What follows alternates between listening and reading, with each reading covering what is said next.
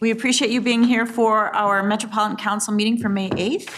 I am sitting in for Chair Zelli, who is occupied at, I believe, the legislature right now for a hearing. So we will proceed, though, and I'm very glad to be serving in this role in his place. With that, I'll move on to our agenda this evening. Everyone's had a chance to review the agenda. And if there are any changes or suggestions or edits to the agenda, I'd like to hear about them now. Does anyone have any changes to the agenda? Then seeing none without objection, the agenda is approved. We also have before us the draft minutes of the April 24th Metropolitan Council meeting. Everybody, again, has had a chance to look at those in advance. They've been posted to the public in advance. Does anyone have any questions, edits, changes to the draft minutes from April 24th? All right, then, seeing none, I'd entertain a motion to approve those draft minutes from the April 24th council meeting. So moved. Second. And moved by Councilmember Carter, seconded by Councilmember Morales. Is there any further discussion? Seeing none, all those in favor say aye. Aye. Those opposed, no. And that passes unanimously. We are now at the part of our agenda where we invite people from the public to come and share their comments and thoughts with us. Interested persons may address the council on items and matters that are not already on the agenda. We do allow people to pre-register, and that is at public.info@metc.state.mn.us. Each speaker is limited to a 3-minute presentation. Do we have anybody tonight that signed in? Nope, no. Nothing yet? Okay. Anybody in the audience that would like to make comments on something that's not already on our agenda tonight? All right, seeing none, we'll move on then from our public invitation and move on to our consent business. We have 2 items under consent, 2024-2 disposition of property at 6020 117th Avenue North in Champlin. And we have our second item, which is 2024-85 joint powers agreement with the City of Brooklyn Park. Again, council has reviewed those in advance. So without any conversation, do I have a motion to approve the consent agenda? So moved. Moved by Councilmember Morales. Is there a second? Second. Seconded by Councilmember Vento. Any, no discussion on consent, but any last thoughts, comments? No? Seeing none, all those in favor say aye. Aye. Those opposed, no. And that passes unanimously. We'll now move on to our non-consent business items. Those are reports from standing committees. Community Development doesn't have any reports for tonight, and so I will turn it over to the Environment Committee. Councilmember Lindstrom, you've got one item for us to consider. I sure do. Thank you, Madam Chair. And members of the council, this is business item 2024-106, and it requests that the council authorize the administrator to award and execute a contract 23P355A with a company called Polydyne, and it provides polymer to the Blue Lake wastewater treatment plant in an amount not to exceed $4,480,000. Polymer is a conditioning chemical that aids in the removal of water while processing sludge solids on our mechanical equipment. It's incredibly important. The procurement followed a 2-step process to identify the most effective polymer through a full-scale evaluation of their performance and pre-qualify those vendors. On March 21st, a public bid opening was facilitated and 2 bids were received ranging from $1.21 to $1.29 per pound. Polydyne Inc. was determined to be the low responsible bidder and is being recommended for this award. Therefore, Madam Chair and members of the council, I move that the council authorize the regional administrator to award and execute contract 23P355A with Polydyne to provide polymer to the Blue Lake wastewater treatment plant in an amount not to exceed $4,480,000. Thank you, Councilmember. It's been moved by Councilmember Lindstrom. Is there a second? Second. It has been seconded by Councilmember Osman. Is there any further discussion or questions? Seeing none, then we'll take a vote on that. All those in favor say aye. Aye. Those opposed, no.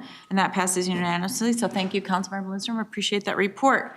For management, we have no reports today. For transportation, also no reports. Joint reports, no reports. We're all going to go home early tonight. Other business, no other business. But we do have another important piece of information that we'll be bringing for us tonight, and that is the Regional Economic Framework update. And we've got Barris Gumas-Dawes, Todd Graham, and Emma Dvorak, who is here to present on that. So I'd welcome you up, and thank you for being here tonight. We look forward to your presentation. And with that, I'll turn it over to you.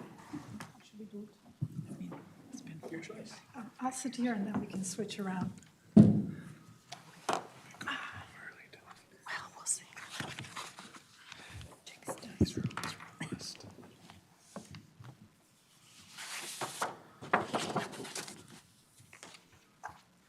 Good afternoon, Madam Chair and council members. My name is Barışkı Müştaz, and I'm a planning analyst at the Community Development Division. My colleague Mike Larson, who was the project manager for this regional economic framework update, has left the council, so I am the new project manager. So you'll see my face a lot. Thank you. In 2020, the council adopted the regional economic framework as the region's comprehensive economic development strategy. US EDA requires that the framework is updated every 5 years so that entities in the region could qualify for EDA grants.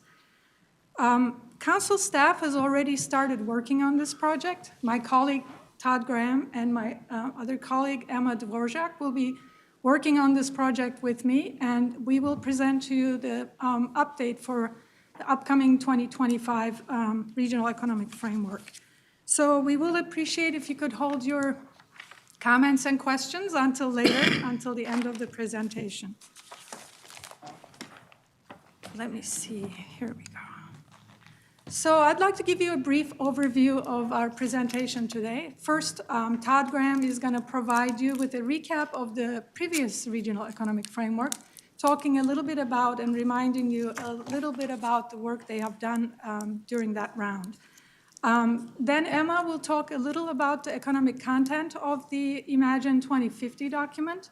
This content will be overlapping quite significantly with the Regional Economic Framework 2025 document, and it will provide regional content for or context for the document in our Regional Development Guide. And finally, I will conclude the conversation with sort of a snapshot of the 2025 Regional Economic Framework, just to give you an overview of what we're going to be doing. On that note, I'll turn it over to Todd. I'll stand and present. This one's on, right? Yeah.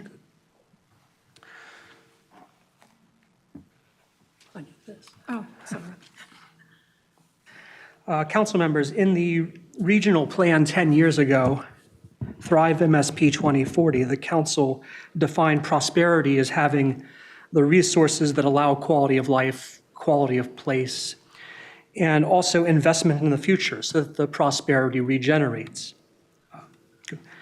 Here's what we wrote in Thrive 10 years ago. Prosperity is fostered by investments in infrastructure and amenities that create regional economic competitiveness.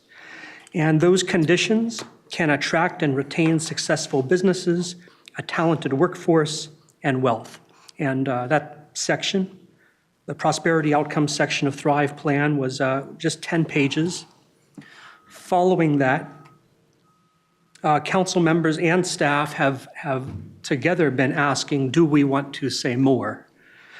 More about ideas of prosperity intersecting with the principles of stewardship and equity, what and who are not necessarily prospering in this region, and how do we address that? So during the years after Thrive 2040 adoption, council staff had an interdepartmental work group on regional competitiveness implementation that led to some external discussions and a relearning that economic development leadership in this metro region involves many organizations and that none of them are in charge and none of them really want Met Council in charge. But some of them are willing to work together for regional advancement and in good capitalist fashion when there's something in it for them. So that's the environment we're in. And just for example, toward the end of the Mark Dayton administration, the council staff here worked with Department of Economic Development and with Greater MSP on a proposal for a hypothetical Amazon corporate headquarters campus to be sited at one of 36 places that they could have sited in the metro region. You know that Amazon did not choose the Twin Cities, but it was a learning experience.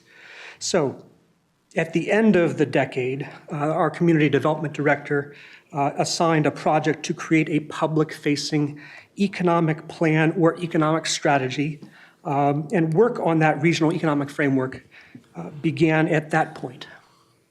McKnight Foundation was thinking about the same issues and matched us up with a consultant they provided. McKnight and Met Council staff together brought Greater MSP Economic Development Partnership to the table. Greater MSP Economic Development Partnership was created by Chambers of Commerce about 14 years ago to market the region to site selectors and market the region to major global or national companies, for example, Amazon. Also, later in 2019, the Council enlisted Center for Economic Inclusion also as a partner in what we imagine to be a regional economic framework. CEI was brand new at that time. It had a research program motivated by how our prosperity outcome intersects with equity consideration. So that was right on target, we thought. And among these partners, again, Met Council, CEI, MSP, and McKnight's consultant, there was a consensus that a regional economic strategy should be positioned and leveraged to attract new initiatives, new something to the region. And also that it could be positioned to earn recognition from the federal government's Economic Development Administration, the EDA. And the first step to have a relationship with EDA, to be considered one of their partners or grantees, is for our region to create and submit a comprehensive economic development strategy, a CEDS, a CEDS. So that was the thinking in 2019 before we had any inkling of what would happen next. And you are all aware that events dominated the first half of year 2020. Much of the economic framework was drafted in winter and spring of 2020, and the lead co-authors were Michael Larson at Met Council Community Development and Amanda Taylor at Greater MSP, and there were other contributors at CEI and here at Met Council, and we all wrote a couple pages of it.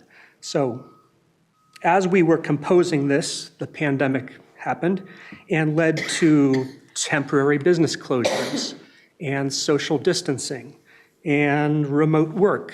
And in real time, we added new analysis and new discussion of analysis into our analysis of opportunities and threats, discussing these disruptors, what they might mean long-term. So some of you who were here in 2020, and you will remember, we circulated drafts of the Regional Economic Framework in May 2020. People had it on their desks, well, their virtual desks, like their Microsoft Teams channels at the point that George Floyd was murdered and the Minneapolis uprising happened. And it was also at that point that our partners at CEI and also council members, some of you, also Councilmember Atlas Ingebretson, who's no longer on the council, you let us know that we had under-discussed disparities, and we had under-discussed the need for more deliberate energy around remedies and advancing equitable policies and processes. So we did incorporate that additional emphasis into the regional economic framework. This slide is just an outline of who had input during this process. The framework did incorporate a campaign of engagement by Greater MSP. That campaign of engagement actually went back to 2 years before, started in probably 2018-ish. And that effort culminated in a set of what they called strategic priorities, 9 strategic priorities. They contributed that to the 2020 framework. On our side of the table, we thought that looked great. So those will be discussed coming up on a later slide. At Met Council, Greater MSP, and CEI all reached out to community and city economic development departments and the Regional Council of Mayors to understand and reflect local plans and interests in this. The Met Council's Equity Advisory Committee heard presentations on the framework and provided feedback. And during the open comment period in summer 2020, the council received and considered over 100 comments on the economic framework. We did draw on those comments to strengthen the document's racial equity content. So I will run down the outline, this slide and the next slide, of the 2020 economic framework. The headline idea is that the framework is a strategy. It is a entry point to some actions. The 9 sections of that strategy came out of this multi-years engagement process led by Greater MSP. The priorities they introduced and that also Met Council and CI endorsed are these on screen: advancing regional brand and image, advancing racial inclusion, investing in workforce and skills. You can read the rest of them. These were the main ideas and thrust of the 2020 REF. So I said back at slide 3 that we decided to position the economic framework to serve as a comprehensive economic development strategy, a SEDS.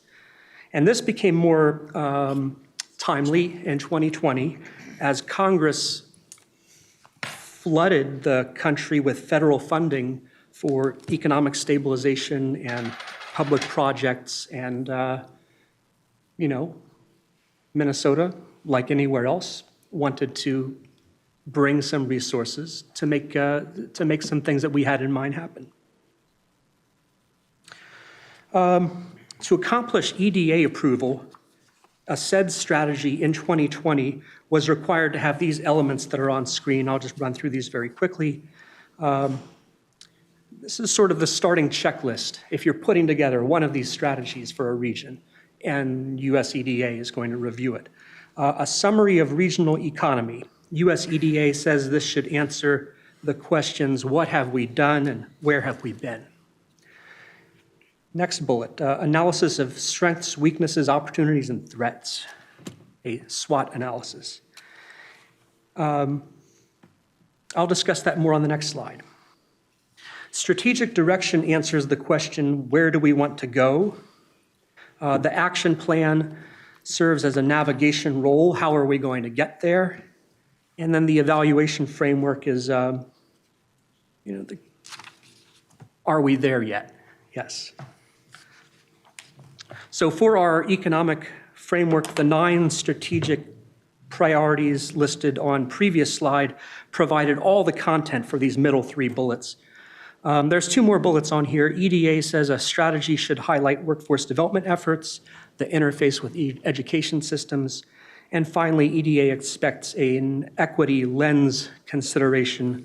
They expect a SEDS to provide economic development programming that's beneficial to historically excluded populations, or at the very least, and maybe more than at the very least, not be harmful to those populations. So these were a checklist of the items, what US EDA considered an outline for just boilerplate SEDS. There are some new elements that are not listed here. In April 2023, EDA added a new requirement that regions address economic resilience and climate resilience. So that is going to be added in our Metro's 2025 SEDS update. The SWOT analysis, the analysis of economic strengths, weaknesses, opportunities, and threats. EDA's website says that a SWOT analysis identifies the region's competitive advantages, those assets that make the region special or competitive, juxtaposed against internal weaknesses or external threats that can keep a region from realizing its potential, end quote. Beautiful sentence. On screen, here's a list of the strengths and the internal weaknesses that we identified and reported in the 2020 REF. And then here are the lists of new emerging opportunities and external threats. Just to state the obvious, the difference between a strength and an opportunity is temporal.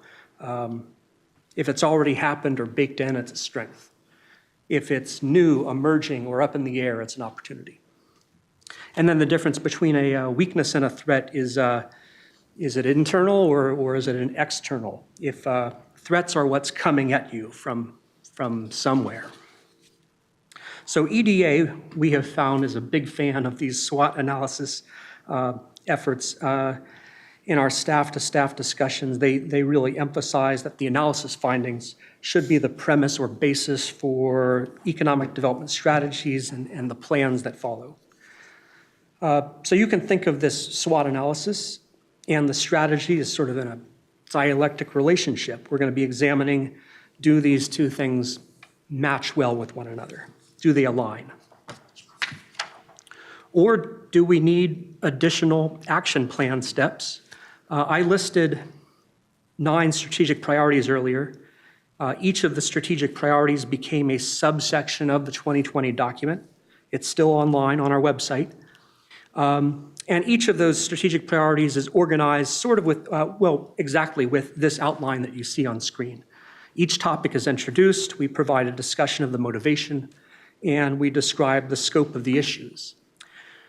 We identified what partners and other organizations have a role to play and what responsibilities they offered to take on, and we listed literally dozens of actions or tasks or projects. Finally, each of these sections ends with indicators. Are we there yet?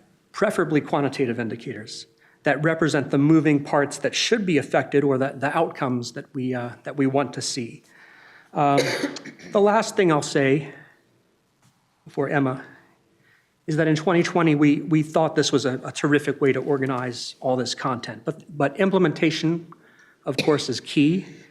And we don't know at this point necessarily the progress or outcomes of all of the dozens of actions that were in the 2020 REF, those that are owned by our partners. So this will be a major challenge in the next cycle. So this has been a review of the economic framework from 2020. There will be some new elements and new issues and emphasis. Emma and then Barish will discuss those. Pass that.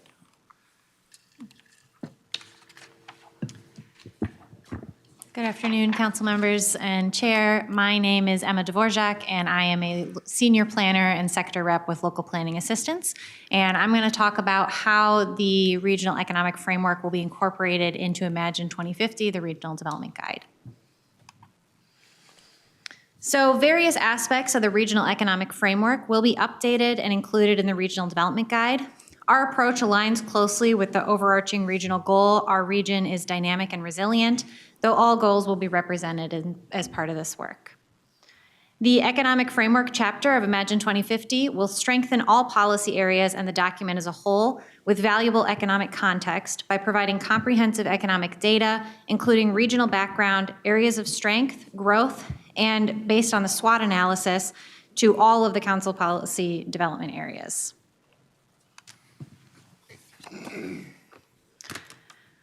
Within Imagine 2050, the Regional Economic Framework will provide information on demographic trends and their impact on the economy, the current state of the region's economy, including an analysis of assets, growth trends, opportunities, and how we can plan for resilience. Council priorities such as racial inclusion, affordability, transportation, and climate economy will also all be examined.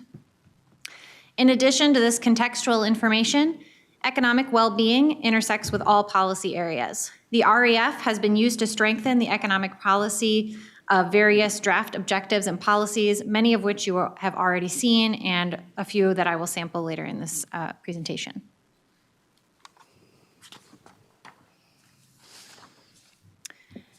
So as I stated earlier, one of the major goals of this project is to update the information from the 2020 REF to include the results and findings from our Imagine 2050 and recent engagement efforts. Engagement participants have highlighted the importance of an inclusive and thriving economy for all. Across community groups, concerns about low wages and high costs of housing emerged. Residents have discussed how they must prioritize working multiple jobs rather than exploring career paths and education that would allow them to explore their career goals and maximize their economic contributions to the region. Affordability challenges are especially acute for new immigrants to the region. Discrimination, work permits, and an inability to transfer credentials from their home countries hinder new immigrants from finding secure and well-paid jobs in the region. Participants emphasize that it is important to recognize that undocumented immigrants live within our community, utilize council systems, and are part of our communities and contribute to the economy and culture of the region.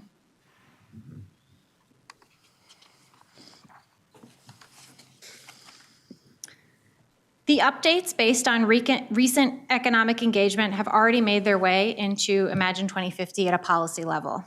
This slide will highlight some draft land use policies, which you are already familiar with. An emphasis has been placed on racial equity and eliminating regional economic disparities and injustices through strategies such as the support and preservation of cultural assets, business districts in immigrant communities and communities of color.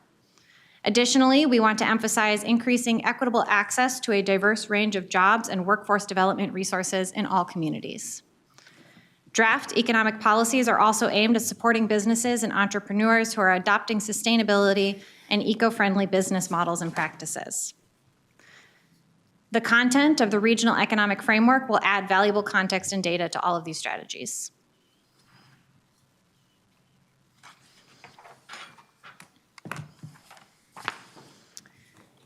The integration of this economic context extends to all areas of Imagine 2050, but in this presentation, I also wanted to highlight the draft transportation policies. Transportation plays a pivotal role in fostering economic well-being by facilitating connectivity and accessibility in the region. Accessible transportation enables individuals to overcome geographic barriers that connect them to employment opportunities, education, and essential services. Improving connections between freight generators and regional highway systems streamlines supply chains, reducing transportation costs, and bolstering regional trade. Now, Barish will talk about the 2025 update to the Regional Economic Framework.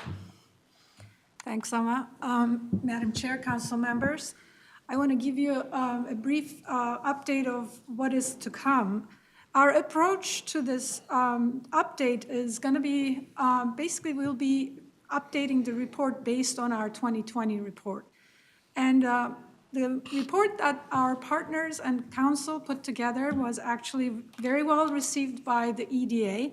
And also some of our colleagues from the Chicago MPO approached us to learn more about our framework so that they could base their own sets on our framework. So in that sense, we decided that the base was good, baseline was good, so we decided to keep it and enhance it. And we're going to be also maintaining the 9 strategic priorities that are already included in the report. Greater MSP especially has done extensive outreach in reaching out to stakeholders, and they covered most of the issues that are pertinent to our regional economy. So we decided to keep these priorities. And they tend to overlap quite a bit with the regions, with the council's regional goals. So for that reason, we will be looking at the same 9 strategic priorities with certain emphasis on the regional goals such as racial inclusion, affordability, transportation and mobility, and the climate economy. So as Todd mentioned, the new report will have an additional section on climate, on resilience, and I will talk about that in a minute. This is a new requirement. And we haven't done this in the first round, in the 2020 round. And finally, we'll continue our work with external partners. Among our partners, Greater MSP is still there. And we will be reaching out to other organizations and stakeholders across the region, and we'll be working on that document collectively. So in terms of the resilience section, EDA's understanding of resilience is quite comprehensive, actually. They cover everything from economic resilience to disaster recovery to climate resilience. I don't think we're going to be covering everything. Disaster recovery especially is not necessarily in our wheelhouse. but we will be focusing primarily on economic resilience and to some extent climate resilience, since it's one of our regional goals. When it comes to strategic priorities, we are going to be using the very same format because it actually made quite a bit of sense last time the report was issued. And as I mentioned, among the 9 strategic priorities, 4 of them will be of special importance to us, and those are affordability, racial inclusion, transportation and mobility, and the climate economy. And these 4 priorities will especially be part of the Imagine 2050 document. So finally, we are going to be conducting further outreach and do some actually targeted outreach and form additional partnerships. And significantly and specifically, we are hoping to reach out to local chambers of commerce, to small business associations, and local economic development partners, among others. And we will be completing the work by fall 2025. So that's all I have for now, and I'll be happy to take questions, actually, all of us, and comments too. Thank you. Thank you very much. Appreciate the very concise presentation. I'm really pleased we're not pivoting away from the work that we've done with Greater MSP, and even though they were brought late into the process, CEI. Just quickly, you had mentioned our partnership will continue with Greater MSP. Will it with CEI as well? I think CEI, we have had multiple conversations with them, but they're going through some organizational issues. Okay. So it is still up in the air. Okay. All right, I'll turn it over to Council. Councilmember Lilligren, and then Councilmember Cedarburg. Yeah, thank you, Madam Chair, and thanks for your comments and great work. And I agree, this was really well presented. And as one of the council members that was here during the process of putting together our first plan, I can see how it's gave us a really good foundation to move forward. We're not starting from scratch. So congratulations. But kind of building on what the chair was saying, and I remember at the time Greater MSP was here, right, with us, and the whole sort of establishing the process included Greater MSP, and I thought that was really interesting. And I hear you reference that they will be a partner going forward, but I don't see it iterated in any of the information you presented about the caliber and quality of that partnership. And I remember it wouldn't, well, maybe this is a little dramatic, but it wouldn't have happened without their involvement in the first iteration. And so I think saying they're a partner is one thing, but I'm wondering if you can talk about how and where we'll be able to see their involvement. Yeah, I should say that the transition I took over from Mike, and he's been communicating with them for a while, so we weren't quite sure where we were. We had conversations, and it looks like they will be able to contribute to some extent. I'm not quite sure exactly how extensive their contributions will be. Okay. There is a chance that we might co-author the document as well. At this point, the extent of their involvement is up in the air, so I won't be able to tell you exactly how deep it will go. Great, and I appreciate that. And just one quick follow-up comment, I guess, and maybe not such a question. And they were so present and so much a part of that original work, and so I would be really interested in a robust partnership there. And since we're building on work that we've already done, there were areas, and this came up in the original conversation, where the private sector can contribute to a lot of these strategies, these solutions, these objectives. And so it would be nice to have representation of the private sector. I mean, and I see chambers and things here, but they're the regional entity, right? And I know, Madam Chair, you are deeply versed in their work, but I feel like it would be interesting to have them involved in a robust way, especially when we're looking at solutions, especially some of these like housing and transportation, where they would or could play quite a role in the implementation of any of our strategies. So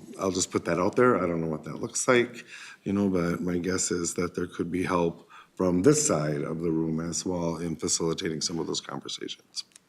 I should mention that we are writing this report in two stages, and the first stage will be geared more toward Imagine 20 content, economic content.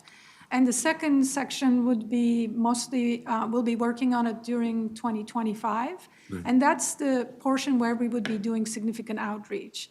So in that sense, I think our partnership with Greater MSP will be more pronounced at that stage. We're kind of keeping it in-house at the beginning just to fit our own deadlines and preparing for 2050. Well, thank you. Thank you, Madam Chair. Yeah, thank you, Councilmember Lillian. I worked there for 6.5 years and got to be on the front side of some of this, although I was in the investor relations working with the folks who were funding it and our board members. So I do appreciate that, and I'm certain that they completely have a vested interest in this because it does allow us to get, it's not just about the funding, it's about the plan in multiple ways, but you have to have a robust plan in order to get the funding, and Greater MSP has had, the region has had some wins lately because of it. So thank you for that, I appreciate it. Councilmember Cedarberg. Thank you, Madam Chair. So I wasn't involved or up to date with what went on in 2020 since I've been on the council just over a year. But I do have a question on the strategic priorities and whether they should be looked at in a sense of updating the language that we're using now. And it could be the same content, but I think it's confusing that we have goals and vision and language across our 2025 plans. But as an example, one of the strategic priorities is racial inclusion, but really we're talking about equity and inclusion. And so I'm just thinking that, you know, it just seemed to gloss over. I didn't hear a deep dive into these strategic priorities other than adding resilience. And I'd like to see these strategic priorities kind of mimic more the language in our goals so they look like they're supposed to be part of the same documents. And so these terms, like new climate economy, I mean, we kind of know what they mean, but I'd like to read this and then see it mimicked in the rest. And I think this makes for confusion, I think, for readers. And so I think a deeper dive into how these are, you know, listed. And if Greater MSP is a partner and this is part of that, I still think it adds to confusion for readers if this is part of it and we're using different terms.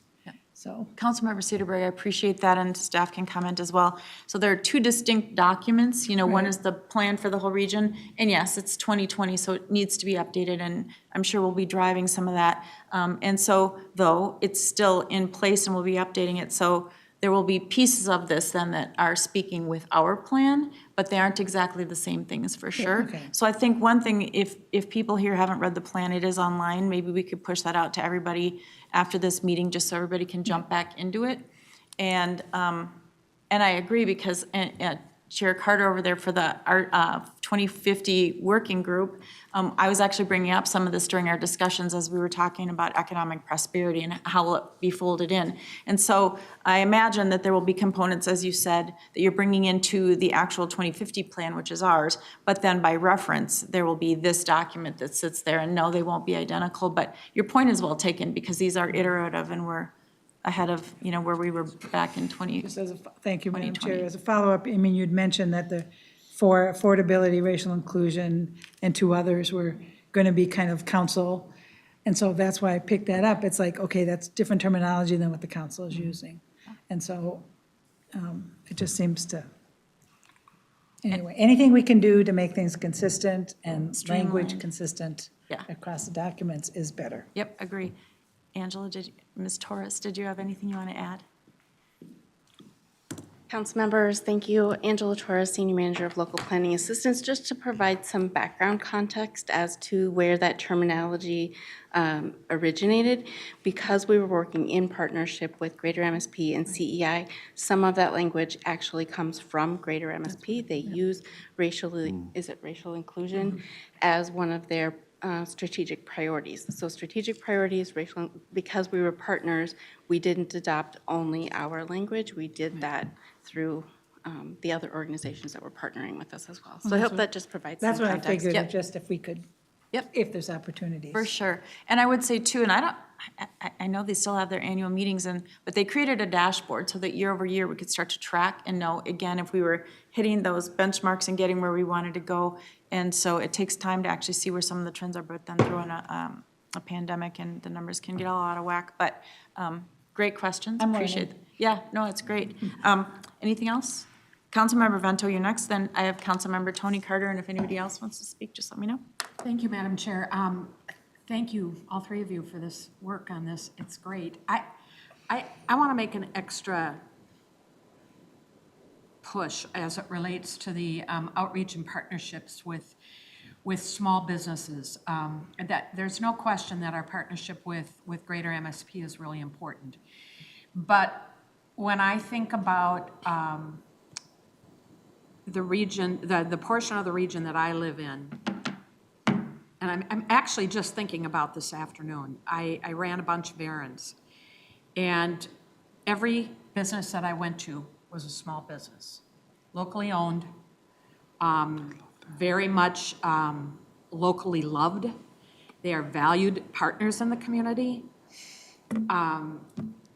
We've had a number of small business owners come to us over the last year plus with concerns as it relates to transit and loss of parking and other issues. And I really hope that we can come up with a formal way to engage with small businesses. I think they play a vital role in our community. When you think of your favorite coffee shop or your favorite bakery, your favorite barber, many of them will be locally owned businesses and not parts of corporate chains that come in, set up business, and leave. One of my favorite restaurants in the East Metro area is a restaurant called Indian Masala. It's about a mile or so from my home. They bought an old Tom Thumb store and made it into this incredibly popular restaurant that many consider to have the best Indian food in the East Metro area. And they couldn't be better. They endured the pandemic. I can remember being there on the first Tuesday night in November of 2020 at about 5 o'clock, and there had to have been at least 15 to 20 cars in the parking lot waiting for them to open up and start handing out the pre-ordered food. They hung in there, they stuck with it, they kept their employees employed as much as possible, and they are what really gives the heart and soul to our communities. So I apologize for sermonizing yet again, but I think the small business really needs to have a strong connection, and I think we need to think about them in all facets of our work, whether it's our housing, our transit, our regional parks, all of it. I remember during one of the IMPOSC, I believe it was in an IMPOSC meeting, now I have to stop and think. Yes, it was in an IMPOSC meeting. There was a discussion about how there are opportunities on and near some of the trails that are being developed to have bicycle shops, to have bicycle repair spots, to have coffee shops. Those are small businesses.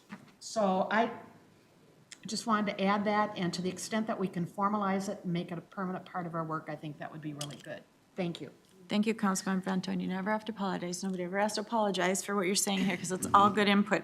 And I just would add to that on slide 14, where we talk about preserving business districts, and I would add encouraging new business districts that are emerging, because we've got new communities that are coming in all the time. And to your point, we've got two people that work in chambers of commerce here, but not all businesses are members of chambers either. But trying to do what we can in that outreach as we go into this next iteration would be really great. So thank you, Councilmember Vento. Next up, I have Councilmember Tony Carter. Thank you. The discussion that has happened already with respect to the differences in documents, I think is one that could use some visual enhancement as we talk not only about the regional economic framework and the comprehensive economic development S. What's the S? required by the EDAs. What was it? Strategy. Strategy, yeah, that makes sense. As required by the EDS, and, as we think also to our own 2050 guide.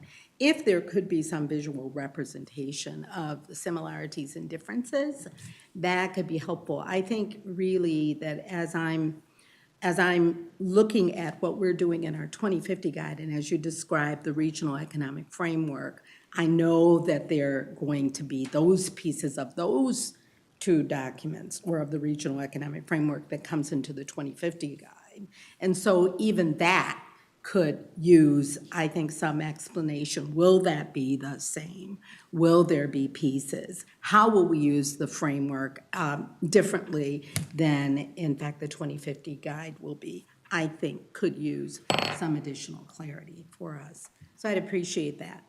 That's one thing. And if you have any comments on that at this point in time, I'd welcome hearing them. The second question that I have is regarding the participation of the Center for Economic Inclusion and the focus of the work. I know, having been on the Ramsey County Board of Commissioners at that time and having served both on Greater MSP and on the Center for Economic Inclusion Board at the same time, the partnering that happened as the Center for Economic Inclusion was recruited to participate and provided indices and research and additional information that really did, I think, add a lot that will be fundamental as we look at this next update, in terms of the racial equity and inclusion portions. I would suggest that although this is a difficult time for Center for Economic Inclusion, that we pay, along with our partner Greater MSP, real attention to those pieces and how, although CEI may be restructuring and may or may not be able to provide the same kind of support, how we ensure that those pieces are able to contribute in the way in which they did in the last guide to this work.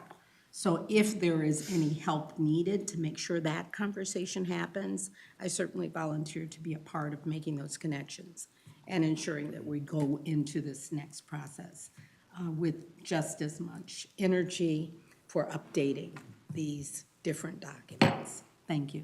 Thank you, Councilmember Carter. Did you guys have a On the first response part. for that? Yeah, I should say that we are aware that they're going through some organizational issues, but the intention on our end is to basically keep the entire framework or the outline of the work that they have brought into the framework with us. And we're going to be partnering a little bit with DEED to be able to reproduce some of at least the data updates we can bring to the table. I'm sorry, this is my phone. I'll just turn it off. I apologize. I think everybody was checking their phone at the same time, so. A little persistent, isn't it? Yes, this is my son, who calls me 9 times every day. First year in college. Oh, that's nice. You're a good mom. First things first, that's for sure. So in that sense, I think we will keep their contribution intact, and if we can't get assistance from them, we will do everything that we can to update the document and the angle that they brought into the document. So in that sense, I think that you don't need to worry about losing their input into the picture, even if we can't get actual capacity assistance from them. Well, I appreciate that. And again, if you need any help working through the conversations, let me know. Madam Chair and Councilmember Carter, we've only had staff-to-staff discussions. And in talking with one of their top researchers, I fished for what would get them to actually come to our project meetings and be a partner and be engaged. And I was told we just don't have the capacity. It's not in our work plan. If we have paying clients, customers, we're working on those projects. I fished for what would get them to come back, and I did not hear anything would get them to come back. But of course, the staff I was talking to said, ultimately, CEO and the board of CEI can make that call. So I think we may need to have top-level discussions if you wanted to try to sell them on continuing the partnership. Thank you very much, and we'll continue to have those conversations then. I will be in touch and look to hear from you. Thank you. Thank you, and thank you for that.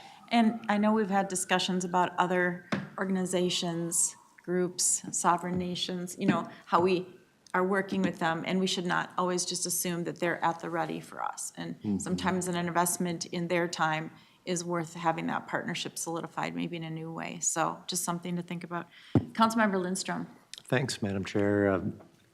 Quick clarification on the EDA SEDS requirements, one of which that you highlighted is the economic resilience, including climate. That's the resilience for our economy to take a punch and not go down and bounce back, including climate resilience. So we're talking here heat waves, droughts, all of the real fun things that climate change is coming our way. Could you expand? And is that right, is my question, what I just Yes, it stated? is. Okay. I should say that the table of contents for the resilience section of the update is 48 pages. This is just the table of contents. So we are going to be doing our best to basically highlight the efforts that are going around the region and kind of try to make sense of them and put a narrative together so that people could understand what kind of infrastructure is at place. Because as part of the development strategy, you want to showcase what kind of climate resilience infrastructure is in place. So that's part of the ambition that EDA has. In fact, one of our federal liaisons, he mentioned that we should really consider this document an information providing document. People need to know what kind of efforts are going where, and that includes the infrastructure we have for resilience. So we're trying to provide a context and a sort of a centralized source of information for the folks in the region. Very good, thank you. Thank you, Councilmember Lindstrom. Are there any other questions, comments?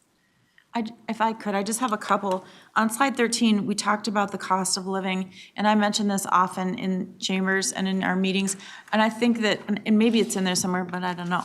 But if you really do a wage analysis over the last 50 years, wages have not kept up with the cost of living, wages have not kept up with the cost of housing, and that is really putting a crunch. So we talk a lot about housing here and grants and how to, but we also have to really be real in these documents as it relates to our economy's competitiveness, but also our human competitiveness and just being a human being on this planet, trying to get everything that you need in your pyramid of needs and hierarchy. So I just want somehow to just talk about that. Wages are not keeping pace and it's shutting people out. And so we talk about the importance of affordability, but the other half or the other side of that coin is wages and ability to increase your wages with training and education and advancement in whatever way. So I just hope that that can be included in this because I feel like we're just talking about a piece of the problem and not looking at the whole picture. And sometimes at council I understand that because we don't have authority over a lot of that, certainly, although as an employer we do, a big employer, so we're looking at that too. But in this document, I think it's very important, especially as it relates to the economy, which I'm really excited about this piece of our 2050 plan because it kind of weaves together the why of what we do here at the council too. So, and then I just wanted to mention too that, and I don't know how often we ask Greater MSP to come and present. I think it's maybe once a year, but the timing might be good for CEO Peter Frosch or Amanda Taylor VP or somebody, just when the time is right to just reintroduce themselves. I don't know if everybody's met them yet for our new members on the council, but it's always a good partnership and just to understand, kind of their framework around what they're trying to do. And I know they value the Met Council greatly, so that was my only other conversation. I would only mention one other thing on slide 15. We talked about the accessibility of freight and transportation within this region to deliver goods and services to the business community and then certainly to the people who rely on those businesses. And I think that's really important for us to look at, again, as it relates to our transportation and transit projects, and what MnDOT is doing that we are intersecting with, like the Reimagining 94. And I will say, Chambers of Commerce have been brought into that, and I've listened to some of that, and I won't opine, but it's just like, wow, change is coming, could be coming, might not be coming, but however we talk about that, I think we have to be really intentional to Councilmember Vento's point about what those impacts really are. And, I know we're doing anti-displacement work, but, just, again, being as thoughtful as we can be along the way as it relates to continuing on the business side of it, getting goods and services into the region. And being competitive, because we're not just competitive in the 5-state area or the nation, this is a worldwide economy we're involved in here, so. Is there anything else anyone has to say on this? All right, well, with that, thank you very much. Again, a lot of heavy lifting going on here at the Met Council. Staff is doing a great job. We appreciate your hard work, and we really look forward to the next iterations of this as it's coming to us. And again, for everybody at the Met Council, if there's anything that we can do to be supportive, like Councilmember Tony Carter mentioned, opening doors or building relationship, all of us, I'm sure, are willing to do that to help you. So thank you for your presentation tonight. Thank you. With that, we don't have any other official business to come before us, but we do have reports. So I will turn to council members. Are there any reports that council members would like to give tonight before we adjourn? Councilmember Vento. It isn't really a report, but if any of you are in need of Mother's Day gifts or gardening things, I'm still making a pitch for the Ramsey County Workhouse plant sale. Phenomenal. Gorgeous plants. They've got just tons of them. So even though it's been going for 2 weeks now, they're not sold out. They keep filling the greenhouses up, and it's just great. So just wanted to make that plug. And I don't make a commission off this, nor do I make a commission off of Indian masala. Yeah, but it's always nice to know. Yeah. Councilmember Lilligren. Thanks, Madam Chair. And I had hoped to bring up some of this before me, but my schedule and things didn't allow it. And something that was said at Community Development Committee when we were getting a report on the Native American Advisory Council, and it was this idea of being welcomed into community. And so I would have loved to have had the chance to invite my council colleagues and staff to the Indian Month Kickoff Parade on May 1st, which was a tremendous success, on the reopening of the expanded Minneapolis American Indian Center. But I would like to know, this is unique in the country. Minnesota is the only country, or the only state in the country that has American Indian Month in May. And there's a lot going on in the community. And I want people to know that they are so welcome to attend any event. And if you're looking for a comprehensive calendar, the Metropolitan Urban Indian Directors website hosts the calendar. It's Metropolitan Urban Indian Directors, MUIDMN.org, and you can just find the links to the calendar. But I invite you, almost every Native org in the region has an open house, there's powwows, there's performances, there's just a lot going on. And I just want to make sure folks know that they are very welcome and invited to attend. Thank you, Councilmember Lilligren. Yep, it's Metropolitan Urban Indian Directors, so MUIDMN.org. Thank you. And maybe But Councilmember Lilligren Leveling can, called or the somebody mud. on staff can, we don't want to open meeting law violation, but somebody on staff can send that link out too, maybe for everybody afterwards. And Thanks. Councilmember Lilligren, I just want to thank you again for chairing CDC. We had a really great meeting. It was at our really last meeting, and I look to Councilmember Lindstrom, who had some really great comments too about wanting to do some of this innovative things that the city of Minneapolis has done that you were part of and spearheaded, and then where Hennepin County is going, and I know you mentioned you had a meeting with them today. Just about today, right. An MOU, and I think, Met Council is really ready to meet people where they're at, so Thank I you. appreciate your leadership on that. Thank you. Yeah. Is there anything else council wants to say? Anything else? All right, I will then turn to our general counsel. Do you have anything? No report. Okay, and our regional administrator? Well, the sitting in for the regional administrator. We got the third string or fourth string here today. Hope we're doing okay. I did hear the 80s reference to Al Haig, and I believe that would qualify as well. Except I'm not going to tell you about my committee. So we did have some great news, financial news yesterday. We did a bond sale that happened yesterday morning, and I just want to point out a couple of things, highlights to that, not the least of which is that didn't just happen yesterday. That takes about 3 months of preparation. Really want to acknowledge the hard work of our Treasury Department and our RA Finance, but also the Division Finance Directors. This bond was actually just for environmental services, but our rating is not just for environmental services. We get rated based on the entire council. So that meant that Ed and Heather had to come forward and spend 45 minutes of their, well, much more time than that, answering questions about ridership so we could get bonds to help us to build interceptors and sewer plants. So it's a little bit of an interesting thing, but we're all one council and we all support each other.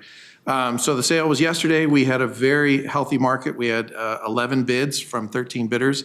They were all very, very close, within about 0.09% of each other. So where we landed was right around $60 million in 20-year fixed debt at 3.51%, which is a little higher than what we are used to seeing. But still, I heard this morning, I believe, that mortgage rates are at about just under 7.25%.